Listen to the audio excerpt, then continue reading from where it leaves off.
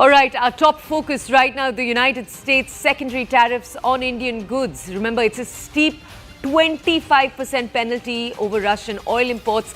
It's going to be kicking in today, and it takes the total tariff burden to 50%. The Trump administration claimed the move is in response to threats from the Russian Federation, but India appears to be collateral damage in this continuing geopolitical crossfire. The impact could be severe. 55% of India's $87 billion merchandise exports to the US are now, as we speak, at risk. India is the only country that has been penalized for importing Russian oil. China, Europe, remember, they continue similar trade without facing tariffs in this way. On the other hand, you have the Indian Prime Minister Modi, who's doubled down on the Make in India mission. He's spotlighting rare earth minerals and domestic manufacturing in this moment. Now, the government has also already made it clear that India will protect its national interests first. The PMO's also convened a high-level meeting to shield Indian exporters and explore countermeasures. We're just going to take you very quickly to what it is that US President Donald Trump had to say. आत्मनिर्भर भारत के अभियान को हम सब आगे बढ़ाएं, vocal for local बने, स्वदेशी ये हमारा जीवन मंत्र बनना चाहिए दोस्तों। गर्व से स्वदेशी की तरफ चल पड़ो। भारत सरकार ऑटो इंडस्ट्री के लिए रेयर अर्थ मैग्नेट की शॉर्टेज से जुड़ी कठिनाइयों के प्रति भी सजग है। इस दिशा में देश के सामर्थ्य को बढ़ाने के लिए हमने नेशनल क्रिटिकल मिनरल मिशन भी लॉन्च किया है। आज भारत की मेक इन इंडिया इस यात्रा में एक नया अध्याय जुड़ रहा है। आज से भारत में बने इलेक्ट्रिक व्हीकल्स 100 देशों को एक्सपोर्ट किए जाएंगे।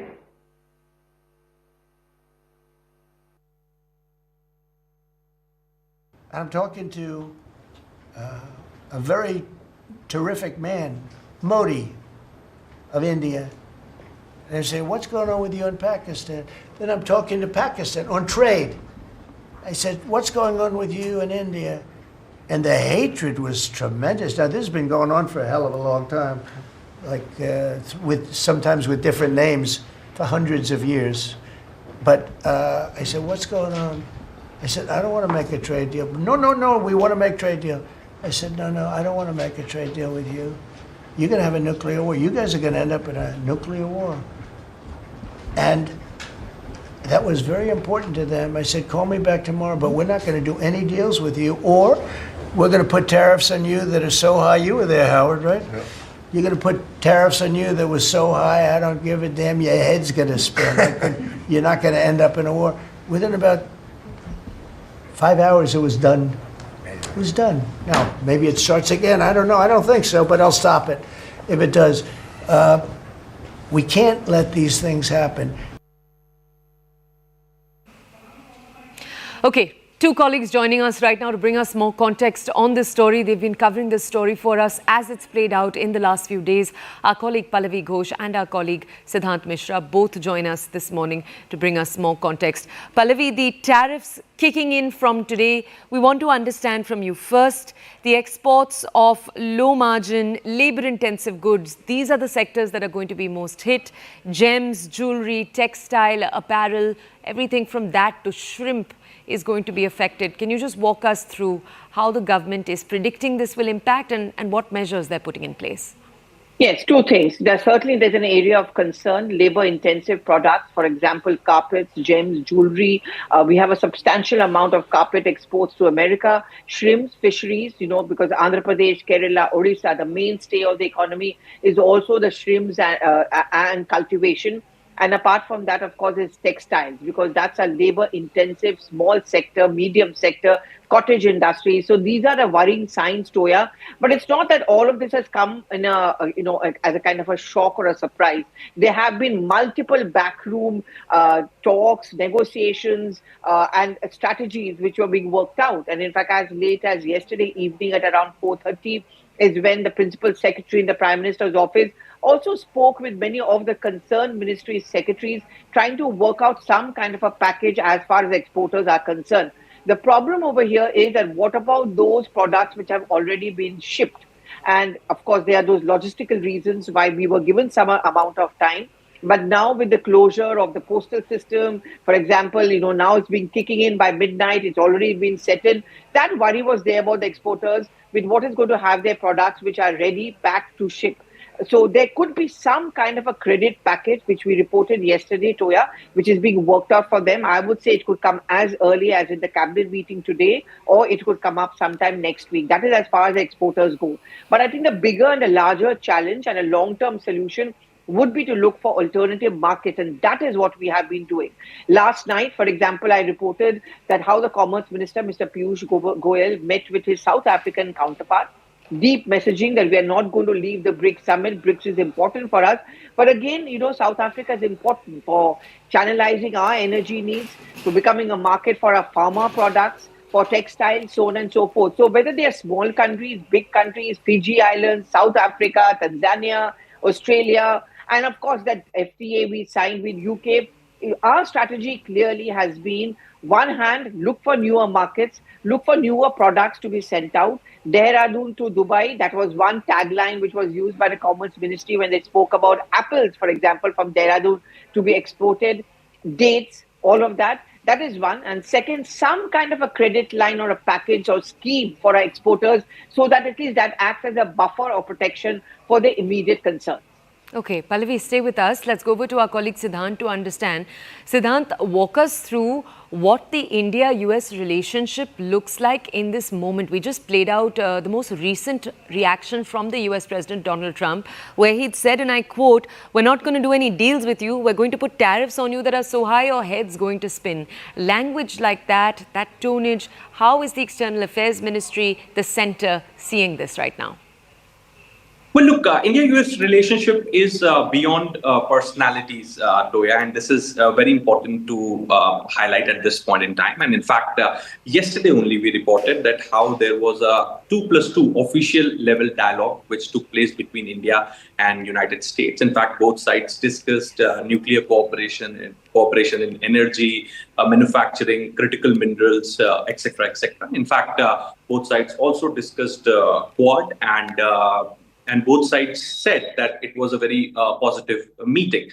So this was the first meeting taking place between India and the United States after August 6th announcement ahead of tariff, a 25% additional tariff coming into effect from today. As far as President Trump's recent statement is concerned, perhaps, Toya, from the very beginning, he has been trying to justify tariff. And in fact, for that, he and his senior officials in his administration have been saying this, that how President Trump is a peace president, and in fact he doesn't use weapons, he uses tariff as a tool. So that's their narrative. And in fact, in May, they filed an affidavit in the court saying that how tariff, with the help of tariff as a tool, they could manage to stop a conflict between India and Pakistan. In fact, yesterday, again, he reiterated that how he spoke to Prime Minister Modi, then the Pakistani leadership, and he threatened both of them that there's going to be no trade deal if this conflict continues, and after which the conflict was stopped, etc., etc.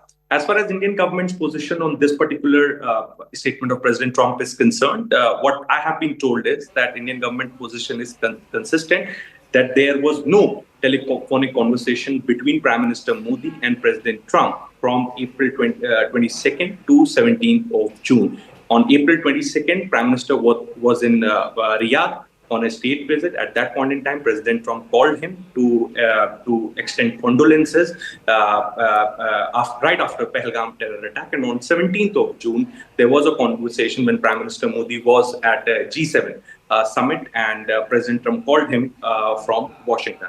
So these are the only two conversations, telephonic conversations, which took place between the two leaders. Perhaps, as I said, that President Trump will go to any extent to justify his tariff policy.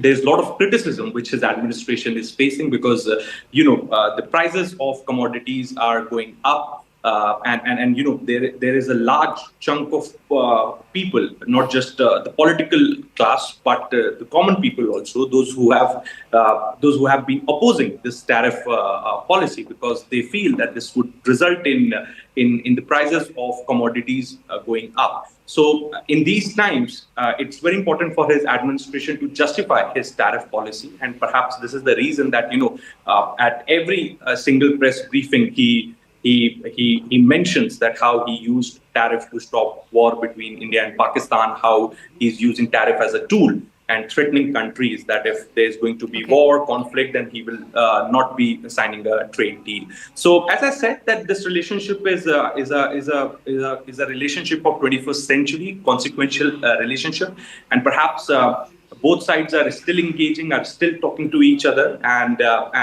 this relationship is beyond personalities. Definitely, the policy of the president does have an impact on the relationship, but this relationship is continuing, and 2+2 official dialogue took place yesterday.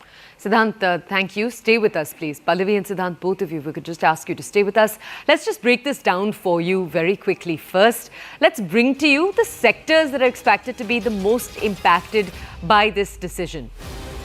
That 50 plus 25 decision. Number one, you have the gems and jewelry sector. They're going to be vulnerable to this.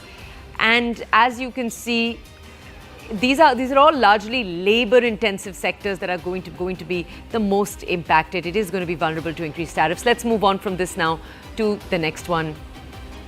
Apparel and textiles. This is a sector that relies very, very heavily on exports.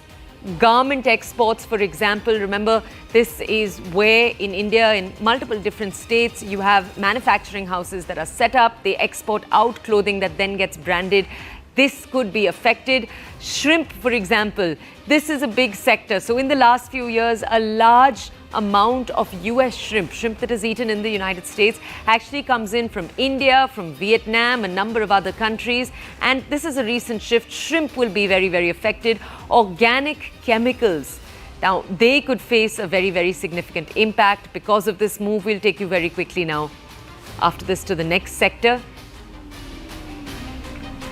as this sector faces a significant harm. The other is, of course, carpets. Carpets is another very, very labor-intensive sector, and now it's expected that these exports, because of this tariff, will get hit and they're going to become more expensive. Okay, let's take you now from this to what are the sectors that will not be affected by these changes. This is because these are sectors, as we told you already, that are not going to be counted under the 50% tariff. They will not have tariffs imposed on them in this manner. Iron and steel, number one, a sector that will be unaffected. Aluminium and copper, passenger vehicles, light trucks, auto components of all kinds.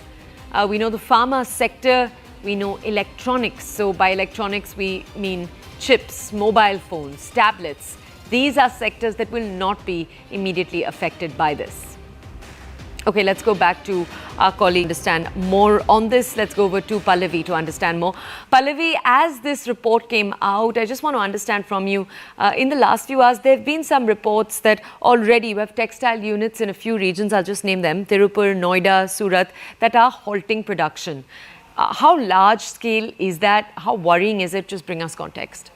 Yeah, I would not put it as worrying, but I would certainly put it as an area of concern, because that's what government is telling us. Obviously, many of these units, for example, Tirupur is a textile hub. Then you also have, for example, in Noida, in Kanpur, in Lucknow, all of them are textile hubs. Down south, many of them. The reason why the production was always so high is because they were actually catering more than a domestic, they were catering to the international market. Obviously, and a sizable chunk of that was going to America. Now, when that market starts shrinking and becomes difficult to find buyers for their products, they have to slash down on their production. So what government is telling us is it's not that they've halted their production, they've cut down remarkably their production, which is why this credit scheme becomes even more important as far as the textile manufacturers or our exporters are concerned. Look, they all work in a chain. So they, for example, if I can break it down very simply, a factory or a textile unit in Tirupur meets up with some orders coming in from America, which is, say, if you want to put it at, say, 1 million, now the order has come down, so they have to cut down the cost. But what about the exporters who are hinging their revenue earning from this particular textile plant in Tirupur? What about the textile plant of Tirupur and the workers over there? So the credit scheme or the credit line which the government is looking at is to immediately kind of protect them and act as a buffer for both the exporters as far as the textile industry.